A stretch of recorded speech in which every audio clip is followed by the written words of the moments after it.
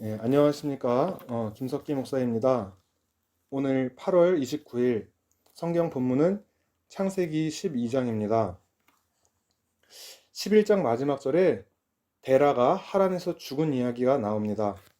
아브라함의 아버지 데라는 여호수아 24장 2절에 보면 우상을 섬기던 자였습니다.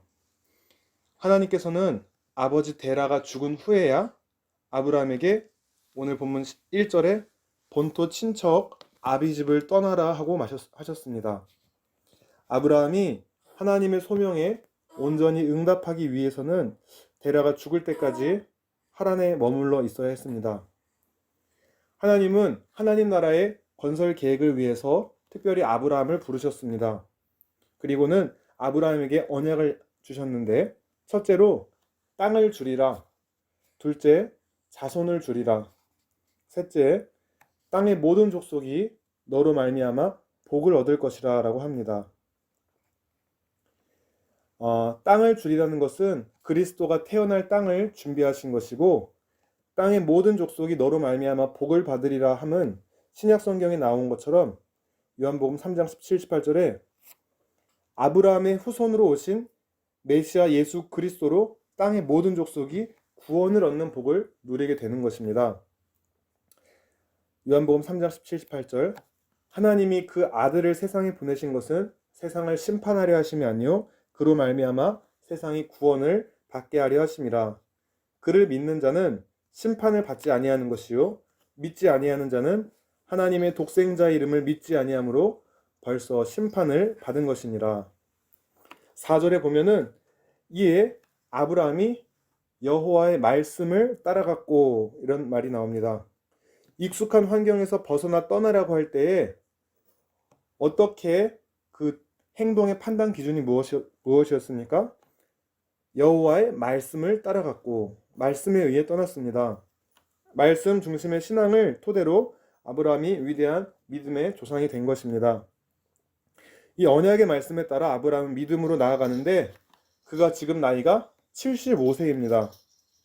고령의 나이에 새로운 땅에 또 정착해야 하는 어려움이 있을 수 있지만 하나님에 대한 믿음으로 순종합니다. 12장 7절 8절에 베델 동편 산으로 옮겨 장막을 쳤다 합니다.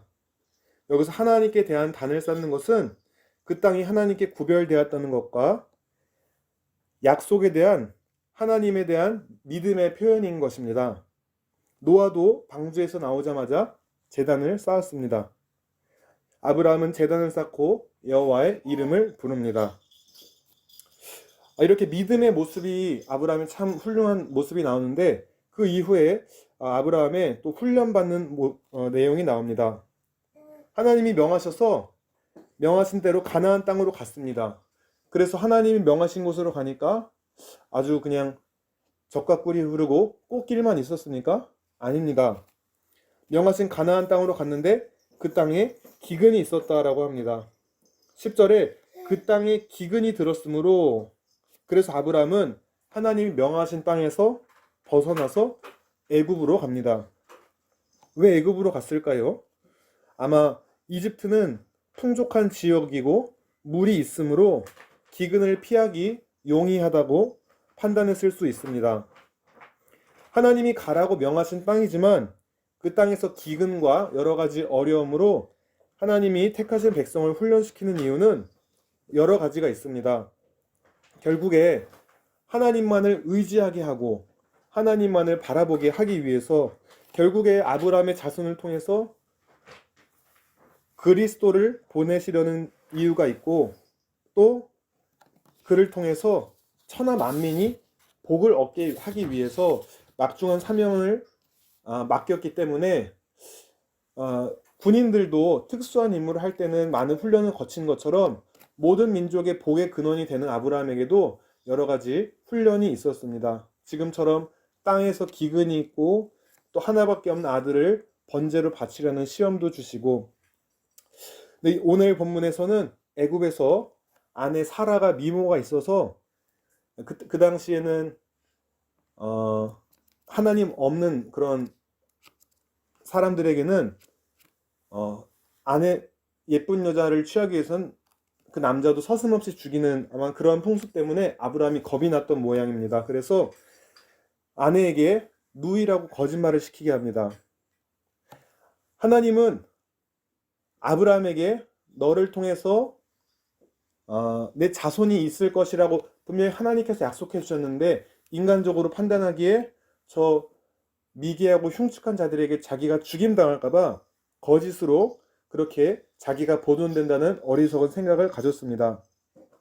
하지만 그 어리석은 생각을 넘어서서 하나님이 당신의 택한 백성을 기억하는 것을 볼 수 있습니다. 바로가 그 아내 사라와 그렇게 이렇게 관계를 가지기 전에 친히 개입하셔서 사례를 만지지도 못하게 하고 바로의 집에 재앙을 내리셨습니다. 그것은 오직 아브라함과 사라를 통한 줄기에서 그리스도를 탄생케 하시려는 하나님의 구원 계획을 이루시기 위한 주권적인 섭리였던 것입니다. 시편 89편 33절에 34절, 그러나 내가 그에게서 내 사랑과 신실함을 거두지 않고 그와 맺은 계약을 어기거나 그에게 한 약속을 변경하지도 않을 것이다. 아브라함이 하나님의 약속을 믿지 않고 인간적인 방법으로 자신의 목숨을 구하려고 했던 것처럼 우리는 때때로 하나님의 자녀라지만 신실한 반응을 하지 못할 때가 있습니다. 그러나 그러한 우리를 향해서 하나님이 사랑과 신실함을 거두지 않는 하나님께 감사하며 우리도 다시금 하나님께로 나아가고 하나님을 사랑하는 자녀가 되시기를 바랍니다. 하나님의 택한 백성이 된 우리는 이렇게 동일한 보호와 인도와 훈련 계획을 우리 각자에게 가지고 계십니다. 그래서 때로는 훈련 가운데 힘든 일이 있지만 일마다 때마다 간섭하시고 도와주시는 하나님의 선하신 손길을 맛보아 경험하는 저와 여러분이 다 되시기를 예수님의 이름으로 기도합니다. 아멘.